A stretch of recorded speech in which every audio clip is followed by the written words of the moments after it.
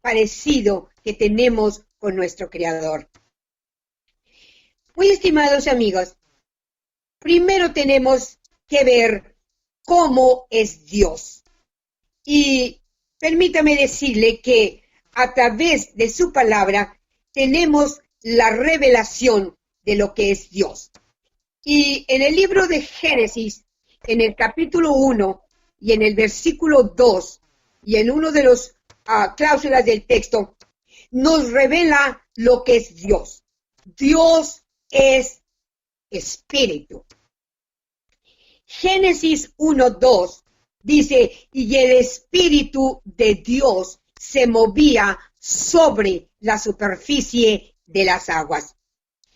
Así que aquí tenemos la primera declaración o revelación de Dios para nosotros, en el cual nos dice que Dios es espíritu.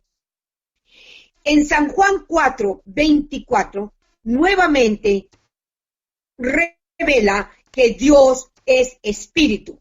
Dice así, Dios es espíritu y los que le adoran en espíritu y en verdad es necesario que adoren.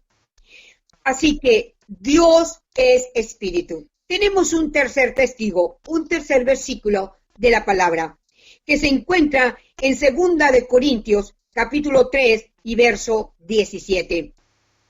A la letra dice, porque el Señor es el Espíritu, y donde está el Espíritu de Dios, allí hay libertad. Y estimados, esto es Dios. Entendemos por su palabra que Dios es Espíritu, y Dios es Espíritu eterno. Dios es la misma eternidad. Dios no tiene principio, no tiene fin. Dios es Espíritu eterno. Y estimado, la palabra de Dios nos revela, primeramente, allí mismo en el capítulo 1 del libro de Génesis, como ya lo hemos hablado en otra ocasión, que Dios creó primeramente al hombre espiritual. Y Dios llamó al hombre espiritual alma. Así que Dios es espíritu, el alma es espíritu. Dios es espíritu eterno, el alma es espíritu eterno. Espero que usted haya comprendido esta primera parte de la imagen de Dios en nosotros. Pero la palabra también nos revela que Dios tiene mente. Sí, Dios tiene mente. Dios tiene pensamientos. Dios piensa. Y vamos a mirar allí en Romanos, en el capítulo 11 y el verso 33 al 34. Escuche esta palabra. Oh profundidad de las riquezas de la sabiduría y de la ciencia de Dios. Cuán insondables son sus caminos cuán insondables son sus juicios e inescrutables sus caminos. Porque, ¿quién entendió la mente del Señor? ¿O quién fue su consejero? Estimados, esta parte escritural hace referencia a la mente de Dios. Oh profundidad de las riquezas de la sabiduría. La sabiduría está en la mente. La ciencia de Dios está en la mente. Ahora, ¿quién entendió la mente de Dios? Mis estimados, Dios es grande. Dios es creador. Todas las cosas existentes estaban en su mente antes de que fueran creadas visibles.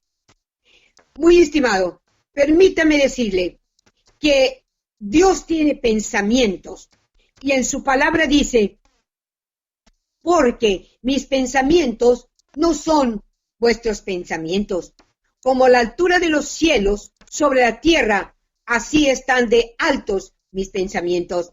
Así que, con esto podemos entender que si Dios tiene mente, el hombre, o sea, el alma, tiene mente.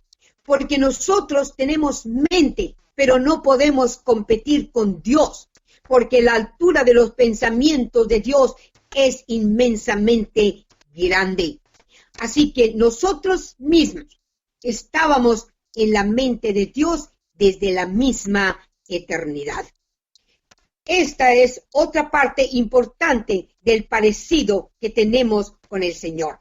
Dios tiene mente, el alma tiene mente. Permítame decirle otra parte muy importante de nuestro Dios que puso también en nosotros. Dios tiene emociones. Es decir, Dios siente. Sí, Dios siente compasión. Dios siente misericordia. Dios siente amor. Y en esencia misma, Dios es amor. Porque está escrito, el que no ama no conoce a Dios, porque Dios es amor.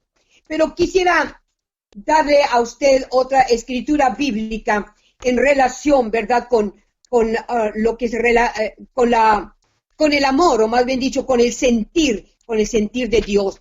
Y bueno, no sé qué pasó aquí, pero tenía ya separada aquí la escritura, aquí está, la escritura bíblica, aquí la tenemos. Y vamos a ver qué nos dice en relación con las emociones del Señor. Dice así, en Éxodo capítulo 20 y el verso 4.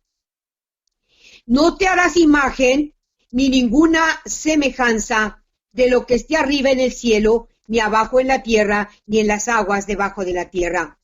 No te inclinarás a ellas, ni las honrarás, porque yo soy Dios fuerte y celoso. Esta es otra de las emociones del Señor. Dios siente celos, porque Él nos creó, Él nos hizo a su imagen y nos hizo a su semejanza. Y cuando Él ve que su creación, en lugar de buscar su grandeza y de que los cielos cuentan su gloria y que todas las cosas que Él hizo están expuestas a nuestros ojos, siempre el hombre tiende a desviar su mente, su vista, sus emociones, su entendimiento de Dios. Y es ahí donde siente Dios celos, cuando el ser humano se rinde, o rinde, más bien dicho, pleitesía a dioses ajenos que no tienen poder, que son materia inanimada y que no tiene poder para ayudarles en sus problemas. Pero Dios es Dios grande y poderoso. Y cuando el hombre desvía su mente de Dios, Dios siente celos. Dios es celoso. Dios tiene emociones. Y estimado, permítame decirle que nosotros los seres humanos también tenemos emociones. También podemos sentir.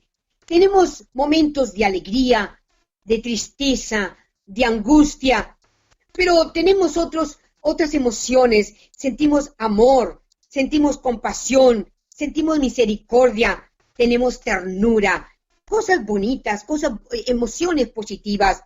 Pero nosotros como seres humanos tenemos emociones negativas. Esta no era la voluntad de Dios, pero esto vino a consecuencia de la caída del hombre, de la posición en la que Dios lo había colocado. Por eso tenemos emociones negativas, rencor, odio, ira, enojo, etc. Después vamos a explicar esto cuando hablemos ya directamente de la caída del hombre. Muy estimado, pero permítame decirle que Dios tiene algo más, y eso se llama voluntad. Allí en el capítulo 6 del Evangelio según San Mateo y en el verso 10 tenemos la oración del Padre Nuestro. Y en uno de los versículos nos dice lo siguiente: que se haga su voluntad como se hace en el cielo, así también se haga en la tierra. Y estimado, Dios es un Dios de voluntad, sí, pero la voluntad de Dios se traduce en soberanía. Dios es soberano. Dios tiene toda autoridad en el cielo mismo donde Él habita, entre los millares y millones de seres celestiales que están en su reino eterno. Dios tiene soberanía en el universo, y la soberanía de Dios también debe de existir aquí en la tierra. Por eso dice que se haga su voluntad como se hace en el cielo, así también en la tierra. Estimados, el alma también tiene voluntad. En lo que al alma se refiere, la voluntad se traduce en libre albedrío, la capacidad de hacer decisiones. Cuando hacemos las decisiones, siempre decimos, bueno, es que esta es mi voluntad. Yo hice esta decisión porque era mi voluntad. Si la hizo positiva, pues va a tener un producto positivo. Si hizo una voluntad negativa, va a cosechar lo que usted sembró. Así que aquí tenemos otra parte importante de Dios en nuestra alma que nos hace que tengamos la imagen de Dios en nosotros mismos. Permítame decir lo siguiente, en un pequeño resumen. Dios es espíritu y Dios es espíritu eterno. Dios tiene mente, tiene pensamientos. Él es creador de todas las cosas existentes y todas las cosas estaban en su mente y están en su mente y muchas cosas futuras que no conocemos y muchas otras cosas futuras reveladas, todas han estado en su mente desde la misma eternidad. Ahora, Dios tiene emociones, Dios siente celos, Dios siente misericordia y en esencia Dios es su amor y Él nos ha brindado su incomparable amor a toda la humanidad. Lo otro, Dios tiene voluntad, Dios es soberano, óigalo bien, Dios es rey de toda la tierra, a su nombre, gloria. Estimados, en lo que respecta a nosotros, el alma es espíritu y es espíritu eterno. Tenemos en nuestra alma, tenemos mente, porque ya lo he explicado en otras ocasiones, que la mente es el corazón del alma. El alma vive en este cuerpo físico material, pero un día se va a desprender y el alma viajará a la eternidad e irá su mente, porque el corazón del alma es la mente.